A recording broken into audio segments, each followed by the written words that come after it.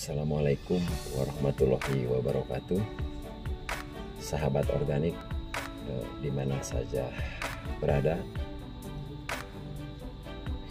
selamat datang kembali di channel Serba Serbi Organik.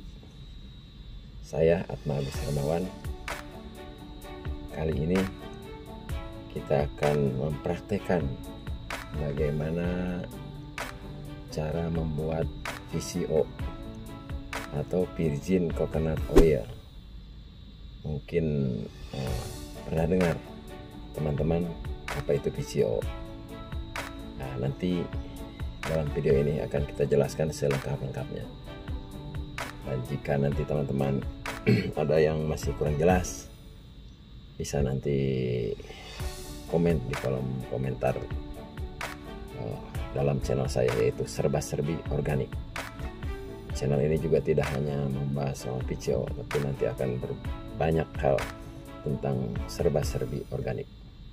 Saya kali ini dari Sulawesi, kebetulan sedang ada di Sulawesi, dan kebetulan sedang ada wabah virus corona yang memaksa kita untuk tidak keluar rumah. Dalam kesempatan ini saya ada kesempatan untuk membuat video buat teman-teman. Semoga bermanfaat. Terima kasih. Baik teman-teman, langkah pertama yang harus diperhatikan yaitu cara pemilihan kelapa. Nah, kelapa harus yang tua seperti ini. Cirinya adalah udah ada ciri-ciri tumbuh seperti ini. Kemudian lakukan pengupasan dan pemarutan seperti biasa. Cara memarutnya bisa menggunakan yang pakai listrik seperti ini atau diparut manual, tidak ada masalah. Selanjutnya dikasih air, terus diremas. Perlu diperhatikan bahwa di sini airnya harus air yang matang atau air galon. Ya, kalau air hangat lebih bagus lagi.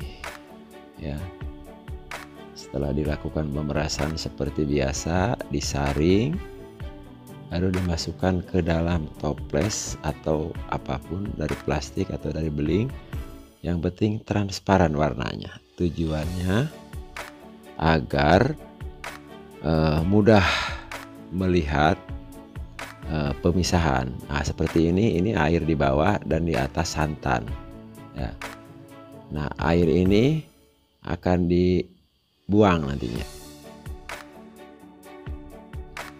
Kemudian air yang di bagian bawah ini disedot atau dikeluarkan sehingga tersisa tinggal santannya saja.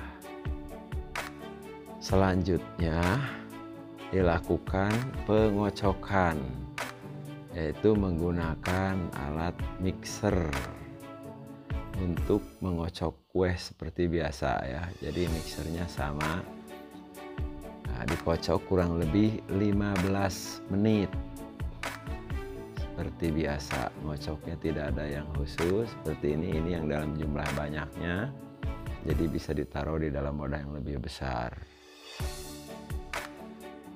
Setelah dikocok, simpan dan tempatkan di dalam wadah atau toples yang transparan, kemudian ditutup, lalu dibiarkan selama kurang lebih 1 malam. Nah, setelah 1 malam selanjutnya akan terlihat seperti ini. Ada lapisan-lapisan.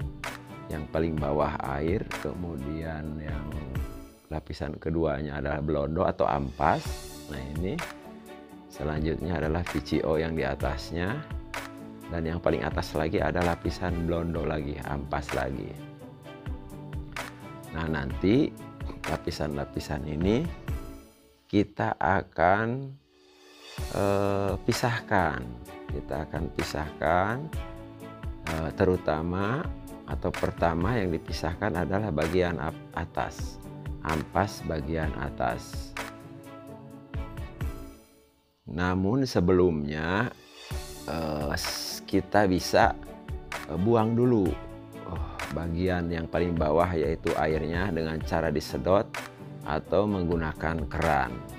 Karena toples ini sudah ada kerannya, maka kita tinggal buka keran saja, itu akan lebih mempermudah ya, seperti kita lihat. Nah, ini salah satu alternatif. Jadi teman-teman nggak usah khawatir kalau memang tidak ada toples yang tidak ada kerannya. Gunakan aja selang yang ada yang untuk akuarium. Tapi kalau sudah ada keran seperti ini akan lebih mempermudah.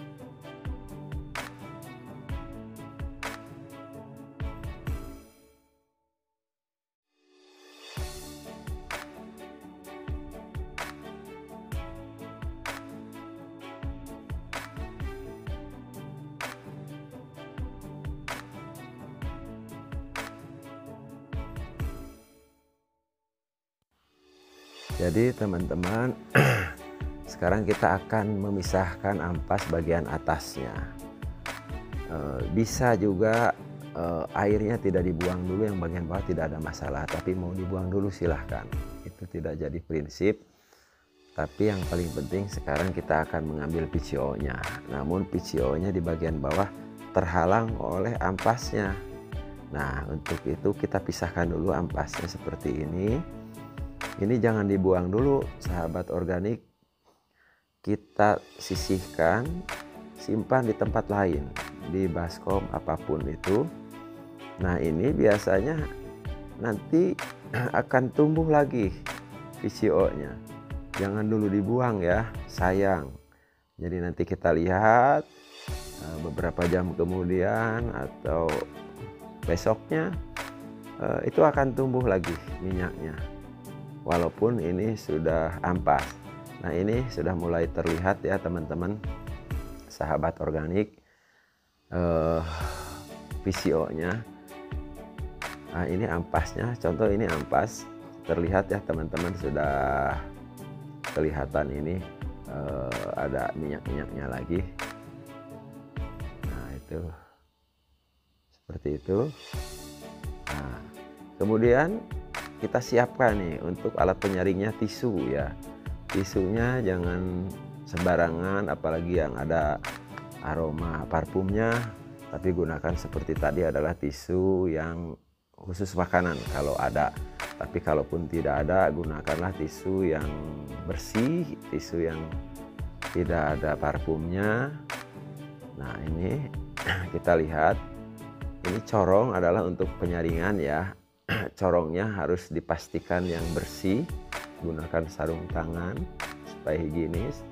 Terus dalam corong ini disumpal 2-3 lembar tisu. Nah, kemudian setelah itu tersumpal, jangan terlalu padat juga biar bisa netes. Nah, dilapisi lagi 5-7 lapis lembar tisu. Nah, kenapa tujuannya? Yaitu ini untuk menurunkan kadar air, menyerap kadar air atau memisahkan kadar air dari PCO itu sendiri.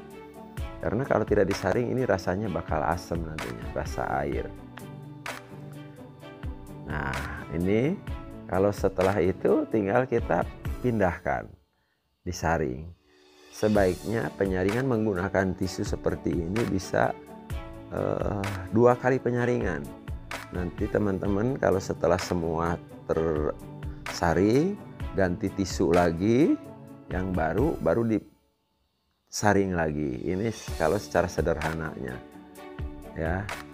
Nah, ini saya perlihatkan adalah cara yang kalau kita lebih banyak nih. Saya ini 100 ya, 100 butir kelapa kurang lebih lah, atau kalau sudah jadi santan murni tanpa air itu sekitar 21 kilo, itu kurang lebih jadinya bisa 7 liter VCO, tergantung kelapanya.